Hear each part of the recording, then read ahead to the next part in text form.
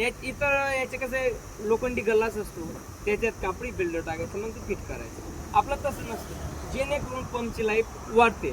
आणि त्याच्यामुळं आपल्या कंपनीने इंजन, गिअरबॉक्स आणि हायड्रोलिक यांना 6 वर्ष वॉरंटी दिली. 6 वर्ष वॉरंटी आहे. हो, हेच तर सगळ्यात भारी फीचर्स.